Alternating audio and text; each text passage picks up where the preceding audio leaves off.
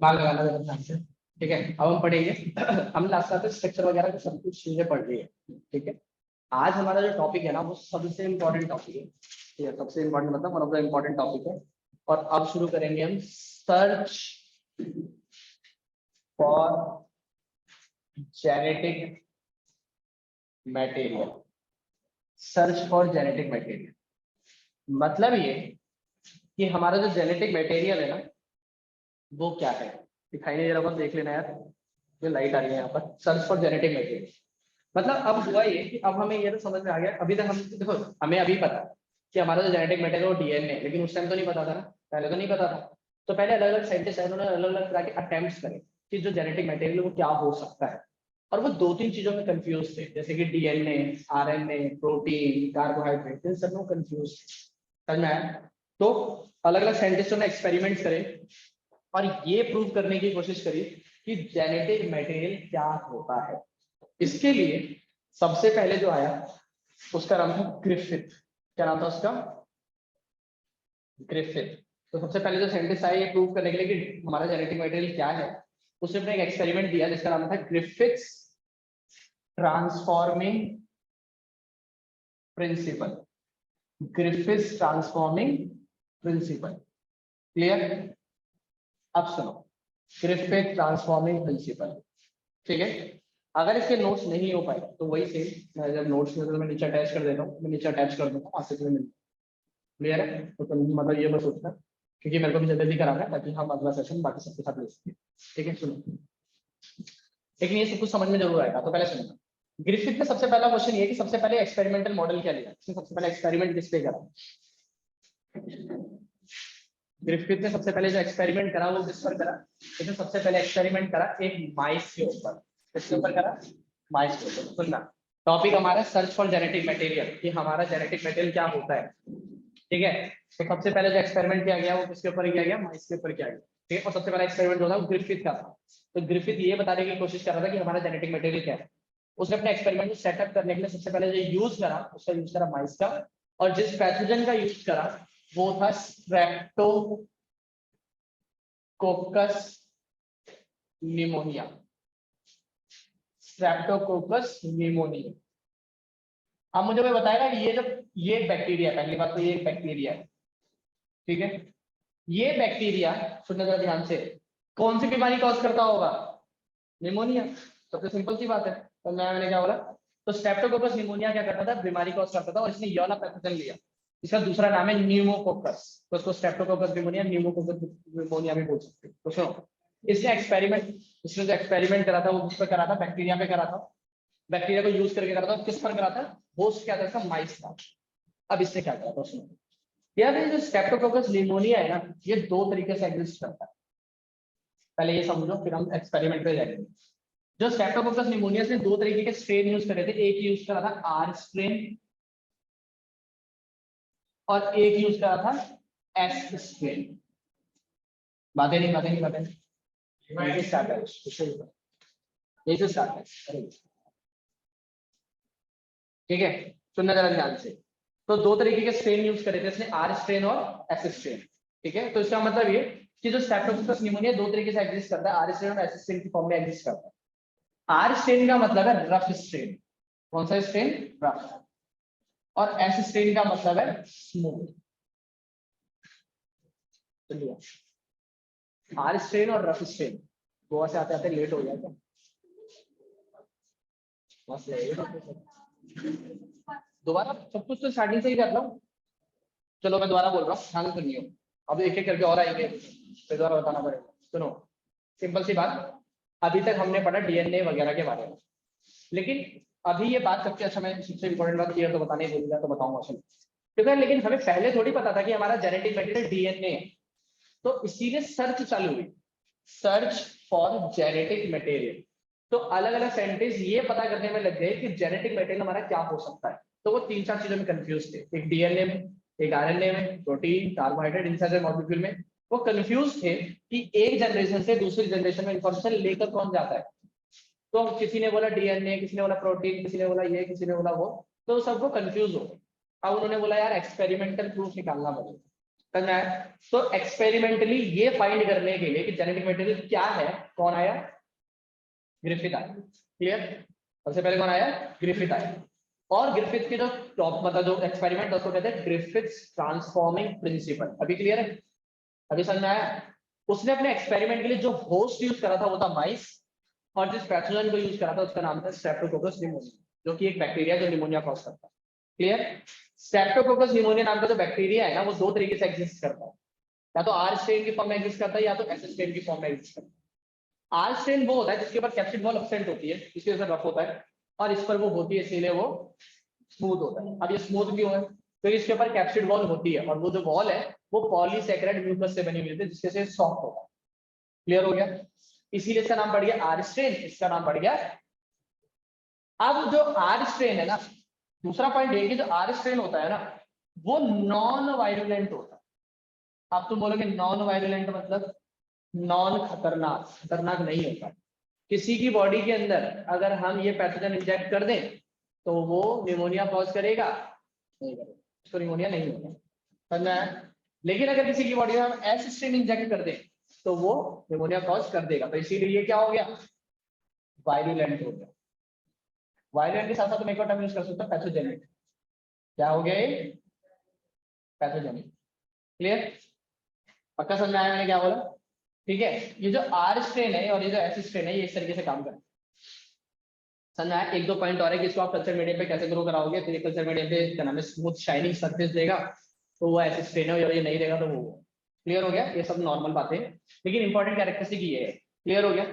अब जो R strain है ना, इसको तुम ये समझ लो कैटेगरी है, एक स्पीशीज है, तो इसकी सब स्पीशीज भी तो हो सकती है। वैसे आर की बहुत सारी सब स्पीशीज थी, याद रखना, कंफ्यूज मत होना, बार बार पूछते हैं बच्चे इसलिए इसको। इसे सिंपल सी बातों में बता रहा हूँ कि आर स्ट्रेन एक कैटेगरी हो गई, मतलब ये एक ऑर्गेनिज्म हो गया, ये इसकी एक स्पीशीज हो गई। अब इसकी सब स्पीशीज है, R1 एक सब स्पीशीज है, R2 एक सब स्पीशीज है, R3 एक सब स्पीशीज है, ऐसी बहुत सारी सब स्पीशीज है। वैसे एस की भी बहुत सारी स्पीशीज है, S1, S2, S3, S4, S5 वगैरह वगैरह। लेकिन अपने एक्सपेरिमेंट के लिए ग्रिफिथ ने आर में से कौन सी स्पीशीज ली थी? R2 ली थी।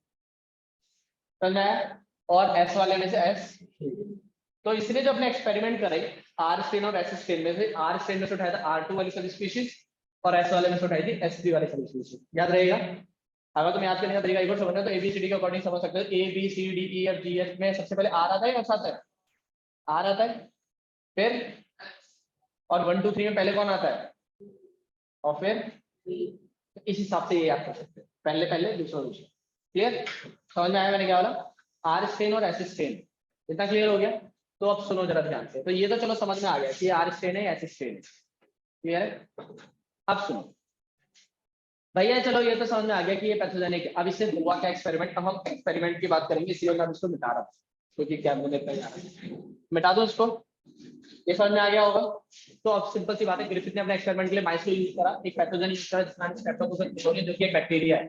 स्ट्रेप्टोकोकस निमोनिया दो तरीके से एग्जिस्ट करता है, आर स्ट्रेन और S strain. Capsid wall absent होगी तो आर स्ट्रेन, प्रेजेंट होगी जिसके से वो स्मूथ होगा तो इसके से स्मूथ होगा तो इसलिए एस स्ट्रेन। आर स्ट्रेन जो था वो नॉन वायरुलेंट होता है, मतलब किसी बॉडी में अगर ये जाएगा तो बीमारी कॉज नहीं करेगा, और ये जाएगा तो बीमारी कॉज करेगा। इतना क्लियर हो गया? मिटा दो ये, बढ़ते हैं आगे। सुनना जरा ध्यान से। अब उसने क्या करा, और सुना, याद रखना, R strain is non virulent, S strain is virulent. इतना बात याद रख लो, बाकी सब आगे बात। तो अब इसने क्या करा, सुनना, इसने लिया R2 स्ट्रेन। क्या लिया इसने? R2 strain. R2 स्ट्रेन इसने क्या करा, इंजेक्ट कर दिया माइस के अंदर, इंजेक्टेड इनटू माइस। बताना जरा, आर खतरनाक था क्या? नहीं। तो आर मरेगा क्या? इंसेक्ट वो चूहा मरेगा क्या? नहीं। तो माइस विल लिव। बताओ मैं गलत बोल रहा हूँ तो? क्लियर है? ठीक है? फिर S3 स्ट्रेन लिया, ये पहला केस है, ये दूसरा केस।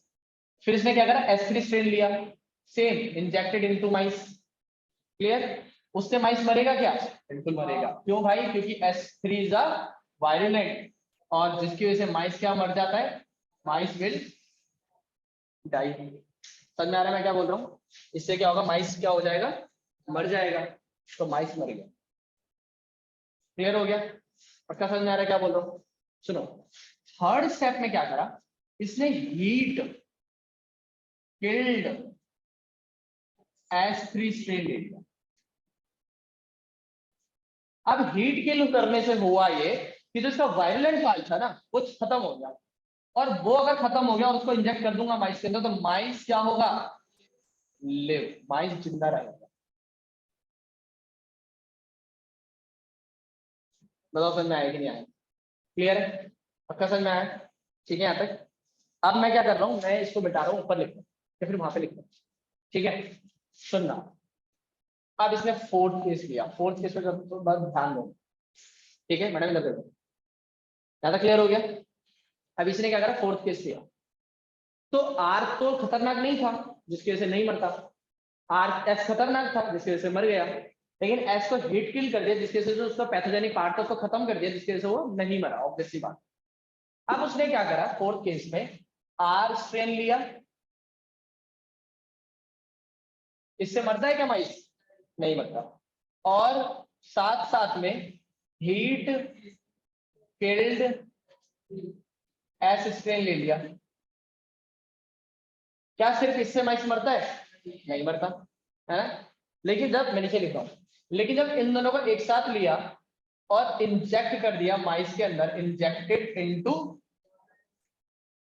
तो माइस क्या होगा, जिंदा रहना चाहिए, लेकिन माइस विल डाई। माइस क्या हुआ, मर गया। S3 है, ये जो एसिस्टेंट है S3 है। ठीक है यार, R2 अकेले लेता तो नहीं मरता था, S3 अकेले लेता तो नहीं मरता था, हीट किल S3 लेता तो नहीं मरता था, लेकिन एक साथ ले लिया तो ये मर गया। और यहीं पर दिक्कत होगी, जैसे ही माइस मरा उसकी बुद्धि पकड़ ली, इधर आ गया, माइस कैसे मर गया? बताओ समझ में आया कि नहीं आया? और माइस क्यों मर गया ये बताए बिना ये भी मर गया। बहुत बुरा होगा इसका। समझ में आया मैंने क्या बोला? भाई हमने इससे बोला कि भाई बता रहे तू कैसे मरेगा, क्या? तो मुझसे पूछो तो मैं नस काट लूंगा। ओके है, हाँ मैं बताऊंगा, इसीलिए तो। ठीक है, अच्छा पहली इंपॉर्टेंट बात ये थियोरी कब आई थी मैं ये बताना भूल गया यार, 1908। ये इंपॉर्टेंट डेट है क्योंकि ऐसा लिखी हुई है। अच्छा क्लियर हो गया? अच्छा, तो इसने कुछ तो बताया होगा, तो इसने एक बात बताई, क्या बताई वो सुन लो पहले। पहले बताओ ये समझ में आया कि नहीं आया? समझ में आया मैंने क्या बोला? तो इसने पता है क्या बोला, अच्छा एक चीज और याद रखना यार, इस टॉपिक का नाम है ट्रांसफॉर्मिंग प्रिंसिपल है, तो ट्रांसफॉर्मिंग का मतलब ये नहीं है कि अभी मैं जो टॉपिक बताऊंगा, transforming is a type of reproduction in bacteria. Bacteria इस तरीके से रिप्रोडक्शन करता है, मतलब बैक्टीरिया तीन तरीके यूज करता है रिप्रोडक्शन के लिए, ट्रांसफॉर्मेशन, ट्रांसडक्शन और कॉन्जुगेशन। ये 11th क्लास का पार्ट है, छोड़ दोगे तो ऑप्शन। तो जब ये माइस मर गया ना, इसने पता है क्या बोला, इसने बोला कि भाई देखो मुझे ये तो नहीं पता कि जेनेटिक मटेरियल क्या है, लेकिन मैं इतना जरूर बता सकता हूं कि जब मैं R2 को अकेले लेता था तो नहीं मारता था, S3 हीट किल्ड को अकेले लेता था तो नहीं मारता था, तो पता है हुआ क्या, कुछ चीज ऐसी है जिसको S3 ने R के अंदर चेंज कर दिया। दोबारा सुनो मैं क्या बोल रहा हूँ, S3 हीट किल्ड S3 ने कुछ ऐसी चीज को R2 के अंदर देखा और उसको ट्रांसफॉर्म कर दिया कि वो वायलेंट हो गया और उसने मारा।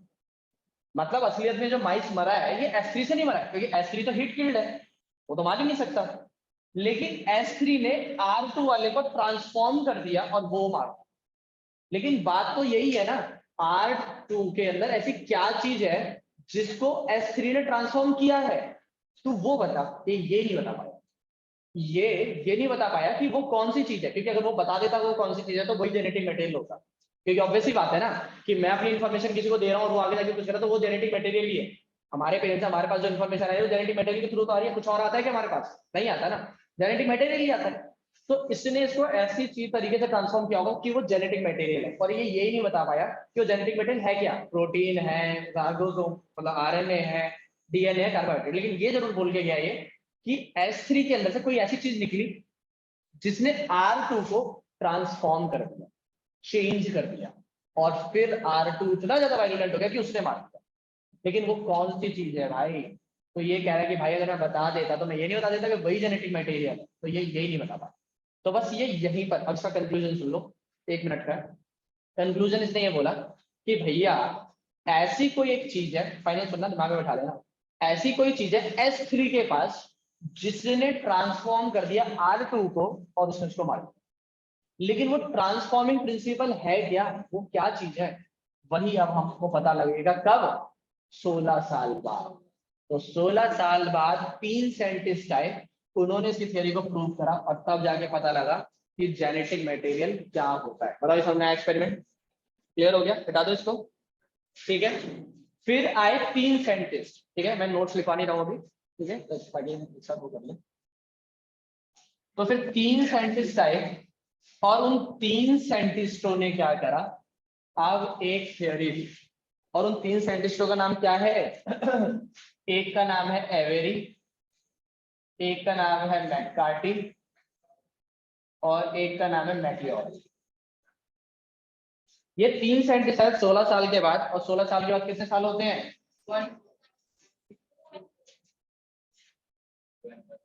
1944। मैथ्स पढ़ के आया ना, कर्म तो कर ले, मेरे से नहीं पढ़ा ना तुमने। तुम क्या रही पूछ के आ रही है ना कुछ, क्या करके आ रही हूँ? साइकिल लेके मार दे तू लोगों को। क्या तक क्लियर हो गया?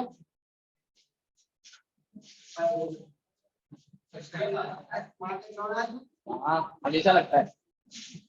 क्या तक क्लियर है? एवेरी, मैककार्टी और मैक्लिओड, क्लियर है इतना बात? अब ये तीनों साइंटिस्ट आए, अब इन्होंने बोला कि देख भाई, अब ये बोल तो नहीं पाए, मतलब ये अच्छा ये मैं सोच रहा कि वो सच में मर गया था, ठीक है, तो वो थ्योरी नहीं दे पाया था, ठीक है। उसके बाद 3 साइंटिस्ट आए, और 3 साइंटिस्ट कौन थे? ये तीनों। इनको ये तो पता था कि भाई ये तीनों ने क्या कर दिया, उसको वो कर दिया, मतलब इसमें से कोई चीज है जो ट्रांसफॉर्म कर रही है। तो इन्होंने पता है क्या करा, अब इन्होंने 3-4 चीजों में कंफ्यूज थे। एनसीईआरटी 3 चीजें लेती है, किसी किसी बुक में 4 चीजें भी है। तो एनसीईआरटी के हिसाब से 3 चीजें कौन है जिसमें वो कंफ्यूज थे, वो था प्रोटीन, आरएनए और डीएनए, और एक एक्स्ट्रा चीज होती है कार्बोहाइड्रेट। समझ में आया मैंने क्या बोला? तो उन्होंने बोला कि यार इन चारों में से ऐसी कौन सी चीज है जो उसको ट्रांसफॉर्म कर दिया। तो उन्होंने क्या करा, एस स्ट्रेन में से, याद रखना कहीं उल्टा मत कर देना, एस बता दिया मैंने, एस स्ट्रेन में से वो निकाल दिया जिसपे कंफ्यूज थे। तो अगर ये डीएनए में कंफ्यूज है तो डीएनए, आरएनए, प्रोटीन, कार्बोहाइड्रेट, ये सब चीजें निकाल, और अलग अलग 4 टेस्ट ट्यूब में डाल दी, 1 2 3। पता समझ में आया कि नहीं आया? क्लियर है? अब ये टेस्ट ट्यूब में थोड़ी सी ऊपर बनानी पड़ेगी, क्योंकि इसके नीचे कुछ लिखना है और वो नीचे दिख नहीं रहा है, ठीक है। तो मैं यहाँ पे बना देता हूँ, चलो थोड़ी छोटी छोटी बना देता हूँ, समझ तो जाओगे ही ना यार। 4 बना देते हैं अभी कुछ। इधर देखो क्या, अबे कैमरे में तो नहीं आएगा ना इतना बड़ा बोर्ड, दिमाग से भी तो पैदल ही है। ज्यादा क्लियर हो गया? अच्छा तो प्रेरणा की दोस्त है क्या? फिर तो चलता है तेरा, फिर 7 खून माफ माफ कर दे। कितना क्लियर हो गया? आओ मानने, कितना क्लियर है? सुनना जरा ध्यान से सुनो। अब ऐसी स्ट्रेन में से ना सिर्फ 3 चीजें निकाली, मतलब 4 चीजें निकाली। ये कंफ्यूज था कि यार कहीं प्रोटीन तो जेनेटिक मटेरियल नहीं है, तो इसने प्रोटीन को डाल दिया। ये कंफ्यूज था कहीं, मतलब बाकी सारी चीजों में आरएनए तो नहीं है तो आरएनए को डाल दिया, प्रोटीन तो नहीं है प्रोटीन को डाल दिया, कार्बोहाइड्रेट तो नहीं कार्बोहाइड्रेट डाल दिया, डीएनए तो नहीं है डीएनए को डाल दिया। तो समझ में आएगा नहीं आया? सुनना जरा ध्यान से। तो जब ये कंफ्यूज था प्रोटीन के अंदर, तो इसने प्रोटीन को उठाया और प्रोटीन को डाल दिया। अच्छा तुम ये बोलोगे कि एक सेल में से सिर्फ प्रोटीन प्रोटीन कैसे निकल सकता है? तो 2 तरीके हैं, या तो आप प्रोटीन को छोड़ दो और बाकी सारी चीजें डाल दो, और जेनेटिक इन्फॉर्मेशन ट्रांसफर अगर हो गई तो उसमें प्रोटीन जेनेटिक मटेरियल नहीं है, क्योंकि प्रोटीन नहीं था फिर भी इन्फॉर्मेशन ट्रांसफर हुई ना, तो इसका मतलब प्रोटीन तो जेनेटिक मटेरियल नहीं है। लेकिन हम उल्टा समझ रहे हैं, ठीक है। तो उसने प्रोटीन को डाला, और अगर प्रोटीन जेनेटिक मटेरियल होता तो इन्फॉर्मेशन ट्रांसफर होती। हाँ, और अगर प्रोटीन है और जेनेटिक इन्फॉर्मेशन ट्रांसफर नहीं हुई तो प्रोटीन जेनेटिक मटेरियल है। समझ में आ रहा है मैं क्या बोलने की कोशिश कर रहा हूँ? हाँ, S3 में से उसने प्रोटीन एक्सट्रैक्ट करा, स्ट्रीम में डाल दिया। S3 में से उसने कार्बोहाइड्रेट को एक्सट्रैक्ट करा, इसमें डाल दिया। S3 में से उसने डीएनए आरएनए को एक्सट्रैक्ट करा, इसमें डाल दिया। और S3 में से उसने डीएनए को एक्सट्रैक्ट करा, इसमें डाल दिया। क्लियर? लेकिन किसके साथ, आर स्ट्रेन के साथ। तो आर के साथ डाल, आर स्ट्रेन में पूरा नहीं लिख रहा, आर लिख रहा हूँ बस, तो समझ जाना। तो आर के साथ डाल रहा था वो सारी चीजें, क्यों डाल रहा था, क्योंकि वो वाली कंडीशन भी तो फोर्थ यही थी ना, आर के साथ एस स्ट्रेन। लेकिन एच स्ट्रेन में से क्या चीज ट्रांसफॉर्म करी, ये कंफ्यूजन है। तो जब उसने आर के साथ प्रोटीन को डाला तो ट्रांसफॉर्मेशन होनी चाहिए थी और वो चूहा मरना चाहिए था, लेकिन ट्रांसफॉर्मेशन नहीं हुई। तो इस केस के अंदर नो ट्रांसफॉर्मेशन। समझ में आया। अगर ट्रांसफॉर्मेशन नहीं हुई तो मेरे को कोई बताएगा कि ये जेनेटिक मटेरियल है या नहीं है, क्योंकि ये ट्रांसफॉर्म नहीं कर पाया। और अगर ये ट्रांसफॉर्म नहीं कर पाया तो चूहा नहीं मरा होगा, इसका मतलब protein is not a genetic material. Clear. जब उसने कार्बोहाइड्रेट के साथ एक्सपेरिमेंट किया तो ट्रांसफॉर्मेशन हुई होगी, नहीं हुई होगी। आरएनए के साथ ट्रांसफॉर्मेशन हुई होगी, नहीं हुई होगी। और जैसे डीएनए के साथ उसने आर्टिफिशियल डाला तो चूहा मर गया। इसका मतलब यहाँ पे ट्रांसफॉर्मेशन हुई है, बिल्कुल। तो मैं पक्का क्लियर है यहाँ तक। तो ट्रांसफॉर्मेशन जैसी हुई तब जाके पता लग गया कि भैया DNA is the genetic material. ये एक बात और प्रूव हो गई, एक चीज और करा उसने, मतलब इन 3 साइंटिस्टों ने एक चीज और करी, जिससे और प्रूव हो गया कि डीएनए ही जेनेटिक मटेरियल, मैं लिख के दे सकता हूँ, ऐसा बोलने लगे। क्या था वो एक्सपेरिमेंट, तो ये भी बता देता हूँ। उन्होंने क्या करा, इसके अंदर ना, मतलब जो ये फोर्थ वाली टेस्ट ट्यूब है, साथ एक और काम करा। उन्होंने टेस्ट ट्यूब को उठाया, इसमें आर स्ट्रेन डाला, डीएनए डाला, किसमें से निकाल के, एस में से निकाल के डीएनए डाला, और साथ साथ में डीएनए भी डाल दिया। अब डीएनए क्या करता है, डीएनए को खा जाता है, और डीएनए खा जाता है तो इसका मतलब ये वाली टेस्ट ट्यूब और ये वाली टेस्ट ट्यूब बात एक ही नहीं है। पहले लिख देता हूं फिर बताना, ये दोनों बातें एक ही नहीं है, एक ही है भाई। क्यों, क्योंकि डीएनए डीएनए को खा जाएगा, ये खत्म हो जाएगा तो यही तो बचेगा, तो बात एक ही है। तो जब ऐसा करा तो ट्रांसफॉर्मेशन हुई, नहीं हुई, क्योंकि डीएनए तो खा चुका है ना वो, और जब डीएनए ही नहीं है तो जेनेटिक इंफॉर्मेशन ट्रांसफर नहीं हुई। इससे साफ प्रूव हो गया कि DNA he is the genetic material. पहले समझ में आया तुझे, आरएनए की कोई वस्तु नहीं आरएनए लिया तो है, लेकिन आरएनए जेनेटिक मटेरियल नहीं है। आपका वायरस कह रहे हो तो वो वायरस होता है, वायलेंट मतलब खतरनाक, वो बैक्टीरिया है। अगर वायरस के केस में कुछ नहीं तो उसमें फिर हम वाला वायरस लेते हैं ना जिसके अंदर आरएनए नहीं होता, डीएनए होता है। समझा। और वायरस के बारे में भी थोड़ी सी फिर बात, थोड़ी एक चीज पढ़ोगे कि वो बहुत जल्दी म्यूटेट करता है, हम उसको वैसे भी स्टेबल नहीं मानते क्योंकि आरएनए से होना होता है। सही है, यहाँ तक क्लियर हो गया, पक्का क्लियर है। यहाँ तक अगर किसी को कंफ्यूजन है इस वाले टॉपिक के अंदर तो बता दो। तो ग्रिफिथ ट्रांसफॉर्मिंग प्रिंसिपल और उसको ठीक करने के लिए आई है 3 साइंटिस्ट, इनके बारे में सही है, समझ में आया कि नहीं आया, क्लियर है। इस वीडियो के मैं डालूंगा, इस वीडियो को डिस्क्रिप्शन में ऐड कर दूंगा नोट्स, तो वहां से मिल जाएंगे। जिन्होंने नोट्स नहीं लिए, बेटा कॉपी कंप्लीट होनी चाहिए, मुंह से पढ़ेंगे वरना जिसकी कॉपी कंप्लीट नहीं होगी। समझ में आ गए, क्लियर हो गया, ठीक है। यहाँ तक कुछ पूछा तो डबल डबल अभी लिखवा दो, चलो फिर आगे बढ़ते हैं। 2 पेज छोड़ दे, अरे नहीं लिख पाओगे ना इतनी जल्दी यार, 1 पेज छोड़ दे, मतलब आगे पीछे का लगाकर, आगे पीछे का लगाकर 1 पेज छोड़ दो। फिर अब जो मैं टॉपिक निभाऊंगा हर्शियन चेज एक्सपेरिमेंट, वहां से तुम लिखने लग जाओ, 1 पेज में आ गए। इतना सही है, छोटा सही है। चलिए हटा दू ये, ठीक है। यहाँ पर देखो ये प्रूव हो गया कि DNA is the genetic material, clear है। लेकिन अभी भी कुछ लोग ऐसे थे जो नहीं मानते, पहले तो उनके घूसे मारे, और जो लेट आएगा उसके भी घूसे मारे। 12:07 पे आ रहे हो तुम, समझ में आया मैंने क्या बोला। फिर जाकर दोबारा प्रूव करना पड़ा कि DNA is the genetic material, और इस बार कौन आया प्रूव करने के लिए, 2 साइंटिस्ट आए, और उन 2 साइंटिस्टों का नाम क्या था, हर्षी, सिरप वाला नहीं,